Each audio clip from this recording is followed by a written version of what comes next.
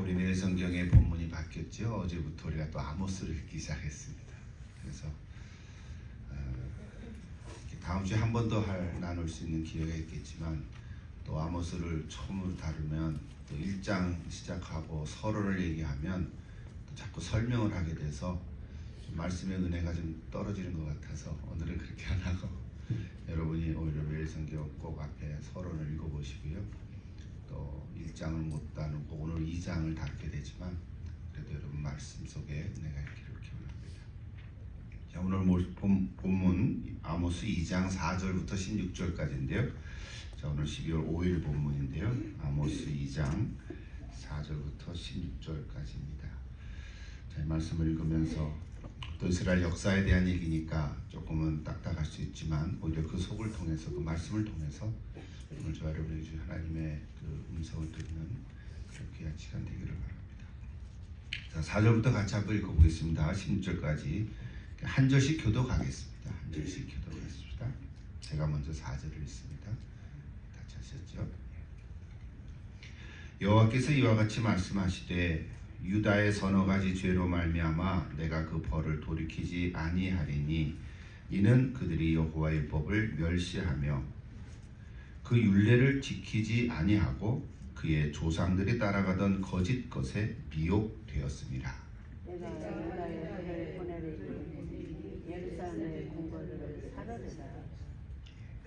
여호와께서 이와 같이 말씀하시되 이스라엘의 서너 가지 죄로 말미암아 내가 그 벌을 돌이키지 아니하리니 이는 그들이 은을 받고 의를 팔며 신 한 켤레를 받고 가난한 자들을 팔며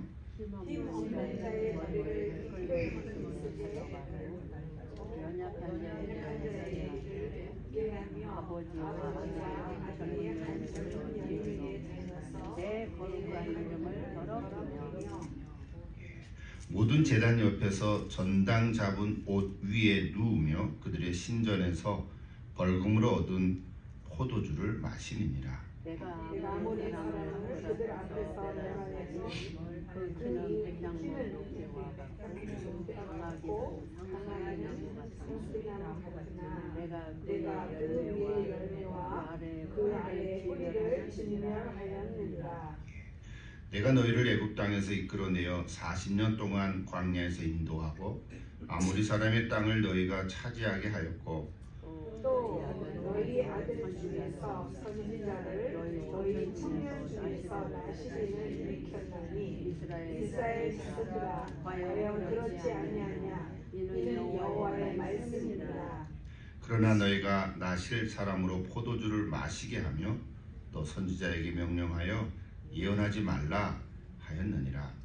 보라 곡식단을 가리키시는 수레가 그걸 누름같이 내가 너희를 누르리니 빨리 다름박질하는 자도 도망할 수 없으며 강한 자도 자기 힘을 낼 수 없으며 용사도 자기 목숨을 구할 수 없으며 활을 가진 자도 설 수 없으며 발이 빠른 자도 피할 수 없으며 말하는 자도 자기 목숨을 구할 수 같이 없고 읽습니다.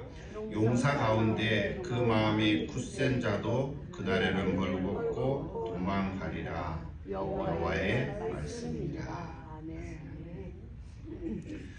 좀 분위기가 어둡죠? 구절구절 설명할 시간은 없는데요.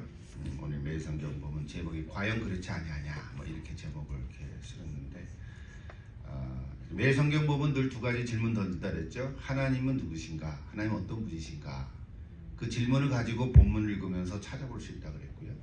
또 하나는 우리에게 주시는 교훈은 뭔가? 이런 두 가지 질문을 늘 우리가 성경 읽고 큐티하면서 은혜를 받는데 여기는 하나님은 누구신가에 대한 질문에 두 가지를 답해주고 있죠. 오늘 본문에는 첫째는 하나님의 택하신 백성도 심판하신다는 거죠. 그러니까 우리 하나님은 하나님의 자녀라 그래서 잘못해도 그냥 내깔려 두는 게 아니라 하나님의 자녀여도 야단치신다는 거예요. 그런 하나님이시라는 거고요. 또 하나는 근데 그걸로 끝나지 아니하고 하나님은 또 그들을 인도하신다는 거예요. 하나님의 길로 또 이렇게 인도해 가신다는 거예요. 이 두 가지 메시지를 우리는 이렇게 기억할 필요가 있습니다. 우리 앞에 아모스 1장에서도 똑같아요. 이방 나라 사람들에서 6개 이방 나라가 쭉 나오잖아요. 그거를 얘기 안 할게요. 이방 나라에 대해서 심판의 메시지를 전해주고 있어요. 근데 한 가지 다른 건 뭐냐면 이방 나라들에 대한 심판 메시지를 전하지만 그들을 하나님의 길로 인도하신다는 메시지는 없어요. 이게 다른 거예요. 아모스 1장에는 6가지의 그 이방 나라에 대해서 너 이거 잘못했고 이거 잘못했고 이렇게 심판의 메시지를 쭉 전해주는데, 그리고 2장에 넘어와서 오늘 4절부터는 남유다도 잘못했고 북이스라엘도 잘못했고, 근데 하나님은 그걸 그냥 놔두지 아니하고 심판하신다는 거예요. 그런데 여기서 하나 더, 그럼에도 불구하고 하나님께서는 남유다와 이스라엘 백성들 하나님이 택한 백성이니까 선한 길로 인도해 가신다는 거예요. 이게 하나의 메시지예요. 오늘 저와 여러분도 마찬가지죠. 우리가 다 예수 믿고 하나님의 자녀로 살아가잖아요. 하나님의 아들과 딸이요, 참 그리스도인으로 또 그리스도의 제자로 살아가는데 우리도 잘못할 수 있거든요. 우리도 하나님 말씀에 비춰볼 때 뭐 엄청난 죄는 아닐지라도 죄를 지을 수도 있고요. 하나님 보시기에 잘못할 수도 있단 말이에요. 근데 하나님께서는 그거 그냥 나버려 두지 않고 너 이거 잘못했다라고 말씀해 주시고 야단쳐 주신다는 거예요. 그 야단쳐 주시는 거를 오히려 은혜죠, 사실은. 근데 야단쳐 주시는 걸로 끝나지 않고 어떻게 해요? 다시 우리를 인도해 주신다는 거예요. 회복해 주신다는 거예요. 이게 은혜입니다. 이게 은혜입니다. 여러분 이 말씀 하나 꼭 기억하면 오늘 본문 전체를 통해서 정확히 메시지가 될 줄 믿습니다. 그리고 어떻게 해야 되냐? 하나님 말씀 앞에 겸허히 서서 말씀의 인도를 따라서 살아가자. 뭐 이런 얘기예요. 조금 더 구체적으로 하나 더 얘기하면 오늘 남유다의 죄를 하나 단어로 얘기한다면 신앙의 실종이라고 말할 수 있어요. 신앙의 실종인 거예요. 또 북이스라엘의 죄는 정의가 실종된 거예요. 정의의 실종. 결과적으로는 하나님의 은혜가 실종된 거죠. 여러분 신앙 실종이라는 말은 하나님의 말씀을 멸시하고 거짓것, 즉 우상을 의지하는 것을 말합니다. 뭐 이 얘기는 수없이 얘기했잖아요, 그죠? 이스라엘 역사를 통해서 항상 얘기하는 건데 이 남유다에 대해서는 하나님께서 왜 뭐가 잘못했냐? 신앙이 실종됐다는 거예요. 그 신앙이라는 건 하나님의 말씀을 멸시하고 이제 말씀 따라가지 않는다는 거예요. 그러니까 선택한 백성이라고 해서 우리 선민이라고 그러잖아요. 또 성전을 가지고 있다 그래서 성전에 가서 제사 드린다고 해서 신앙이 저절로 생기는 것은 아니다는 거예요. 이거 가르쳐주는 거죠. 하나님의 말씀을 잃어버리면 신앙이 실종됩니다. 오늘 우리도 마찬가지예요. 뭐 이렇게 겉으로 보기에는 신앙생활 하는 것 같고 그냥 예배당에 나아니고 뭐 이것저것 맡은 일 잘하고 그런 것 같아서 좋은데 개인적으로 실제로 하나님의 말씀을 내가 먹지 않으면 신앙은 실종된다. 이것이 남유다를 향한 하나님의 심판입니다. 결국 회복하기 위해서 뭐가 필요한가? 말씀이 다시 회복되죠. 말씀으로 돌아오면 되는 거죠. 말씀을 다시 찾으면 되는 거예요. 이게 참 어떻게 보면 뭐 크게 어려운 건 아니에요. 그렇지 않아요? 그게 어려운 게 아니에요. 근데 이스라엘 백성들은 그렇게 그걸 힘들어했어요. 우리도 그럴 수도 있고 우리 주변에도 그런 사람이 있을 수도 있잖아요. 그래도 오늘 저와 여러분은 말씀을 사모하느라고 애쓰잖아요. 기도해도 오고. 그러니까 실종된 건 아니에요, 여러분은. 그래도 혹시 그런 분이 한 분 계시거나 또 우리 주변에 그런 분이 있으면 이 표현을 해주면 좋겠어요. 당신이 하나님을 믿고 하나님을 알지만 말씀을 읽고 묵상하고 먹지 않으면 신앙은 약해진다. 실종될 수 있다. 그거를 우리가 가르쳐줘야 된다. 반면에 북이스라엘에 대한 나라 심판은 뭐냐면 정의가 실종된 거예요. 정의, 공의 이렇게 얘기하죠. 이건 단순한 윤리 도덕이 아니라 하나님의 공의가 실종된 걸 얘기합니다. 하나님의 공의. 오늘 본문을 보면 더 이상 하나님의 백성이라고 말할 수 없을 정도로 타락했어요. 이것이 오늘 2장부터 아모스 6장까지 계속 연결됩니다. 그러니까 계속 읽어가면 좀 마음이 불편할 수 있어요. 그 구절 자체는. 아모스를 통해서 하나님께서 지금 북이스라엘을 심판하는 거죠. 고발하는 거예요. 이스라엘 백성들아, 너희들이 이러면 되겠느냐? 뭐 계속 이런 얘기 하는 거거든요. 그게 6장까지 계속됩니다. 한마디로 뭐예요? 요즘 현대언어로 얘기하면 돈과 법을 쥔 자들이 결탁해서 힘없는 자들을 압제했다는 거예요. 이 요즘만 그러지 않고 옛날에도 그랬다는 거예요. 이미. 오늘 본문 2장 6절에서 8절을 보십시오. 거기 무슨 예를 좀 몇 가지 쭉 들지 않았습니까? 6절 아까 우리가 했습니다만 은을 받고 의인을 판다 그랬죠. 돈을 받고 의인을 팔아요. 뭐예요? 매수하는 거죠. 나름대로 정직하고 바르게 살아가는 사람은 어떻게 뒷공문에서 돈을 주고 매수하는 거야. 너 그거 그렇게 하지 마. 이거 증언하지 마. 뭐 이런 식인 거죠. 은을 받고 의인을 파는 거예요. 또 신 한 켤레를 받고 가난한 자를 팔아요. 가난한 자는 조그만 돈 한 푼이라도 얻으면 이게 또 찍잖아요. 요즘은 좀 안 그렇긴 한데 그래도 옛날에 그랬다는 얘기예요. 돈 한 푼 받고 몇 푼에 인신매매도 하잖아요. 그런 얘기예요 지금. 또 일일이 다 얘기 안 되죠. 또 하나 좀 이런 말도 있어요. 아버지와 아들이 한 여자를 동시에 탐할 정도로 성적으로 문란해 간 거예요. 이건 뭐 좀 다운패치죠. 개판이지. 세상에 그런 가정이 어딨어. 근데 그럴 수 있단 말이에요. 이게 요즘 얘기가 아니에요. 가난한 이들의 옷을 저당 잡히고 억울한 이들이 눈물을 삼킬 때 그들은 포도주를 또 죽인다. 그러니까 이게 하나의 고의를 얘기하는 거예요. 그렇죠? 정의, 고의가 상실했다. 요즘 얘기가 아니라 이게 주전 760에서 750년 사이. 이 아모스가 거의 한 10년 동안 활동했거든요. 그 시대는 북이스라엘에서 활동했으니까 그때 왕은 여로보암 2세였어요. 여러분 여로보암 2세의 통치는 북이스라엘 왕국 중에서도 가장 넓은 땅을 차지했고요. 경제적으로는 풍부하게 번영을 자랑하던 시대였어요. 근데 겉으로 보기에는 잘 살았어요. 이스라엘 백성들 좋아했어요. 근데 안타깝게도 이러한 혜택이 온 시민들에게, 온 국민들에게, 백성에게 다 혜택된 게 아니라 일부 기득권층에만 편중되었다는 거예요. 대부분의 많은 서민들은 어려움에 처했었어요. 요즘만 그런 게 아니에요. 부익부 빈익빈이 요즘만 있는 게 아니라 바로 여기 여로보암 2세 때도 그랬다는 거거든요. 그러니까 그들은 여러 어려움으로 빚을 져했고요. 부유층에 의해서 횡포와 억압을 참아야 했어요. 그래서 아모스 선지자를 뭐라고 별명 붙입니까? 공의의 선지자다. 지난번에도 호세아 선지자는 뭐라 그랬죠?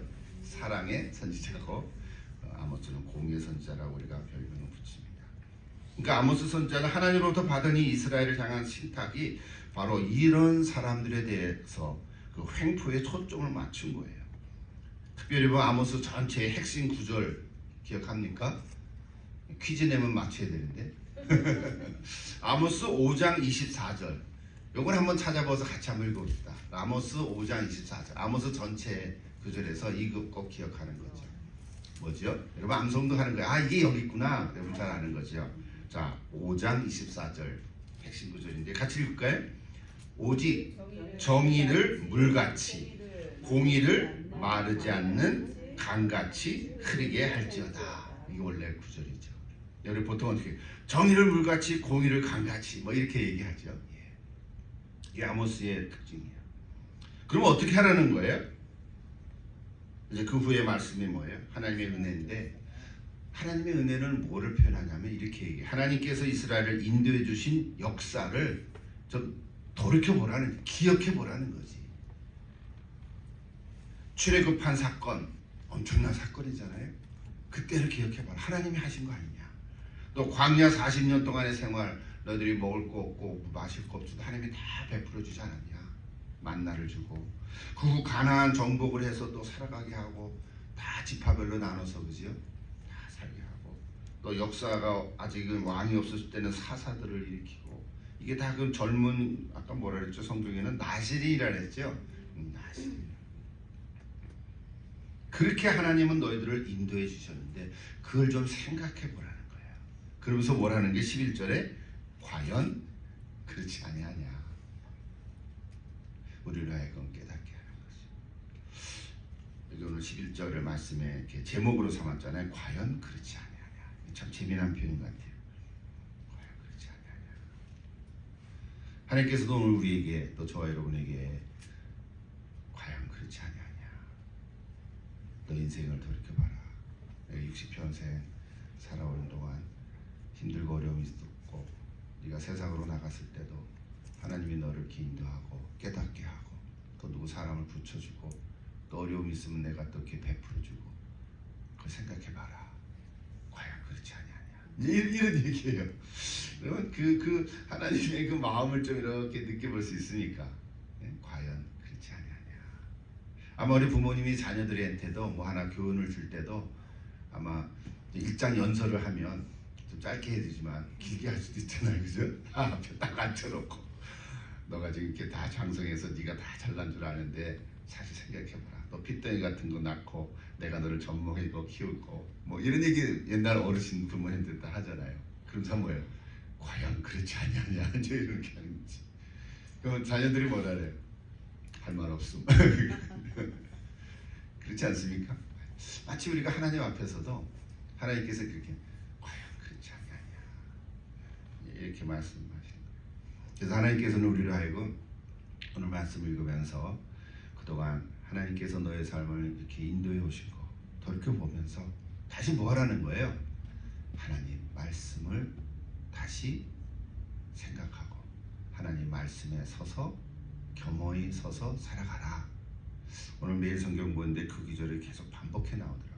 성경 구절은 아닌데 거기에 그 구절마다 여기 그 문단마다 맨 끝에 보면 죄악을 버리고 하나님 앞에 겸허히 서서 그 구절이 이렇게 눈에 들어왔어요. 하나님 말씀 앞에 겸허히 서서 살아가라. 하나님이 우리에게 바라고 기대하시는 거죠. 좀 말씀을 마친다. 오늘 살아가는 저와 여러분도 우리 하나님의 자녀잖아요, 그죠? 우리 이방 사람들은 아니, 하나님 모르는 사람이 아니고 다 크리스찬들이잖아요. 그러니까 하나님의 자녀인데도 어려움이 당하고 힘들고 어려울 때 그래도 나의 삶을 인도해 주신 하나님의 역사를 기억하고 그러면 하나님 말씀 앞에 다시 겸허히 서서 살아갈 수 있을 줄로 믿습니다. 이건 꼭 경제적인 얘기만 하는 건 아니에요. 육신적인 어떤 질병으로 하는 고통이 있을 수도 있고 또는 개인이나 가정이나 또 어떤 사람 인간 관계 속에서 또는 뭐 영적으로도요. 내가 하나님 믿고 신앙생활 하는데 주님 없는 교회를 헌신하고 봉사하는 이 섬김의 삶 속에서도 다 포함된다고 봐요. 다 포함된다고. 제가 오늘 글을 읽다가 이런 거 말했어요. 백합이 향기가 아름답잖아요, 그죠? 백합이 아름다운 향기를 내는데 백합꽃이 이제 뭐랄까 시들면 썩으면 오히려 냄새가 더 고약하다 그러더라고요. 맞습니까? 백합이 처음에는 살았을 때는 아름다운 향기가 얼마나 좋아요. 근데 이게 죽고 시들고 이제 썩으면 그 백합꽃 냄새가 아주 고약한 거예요.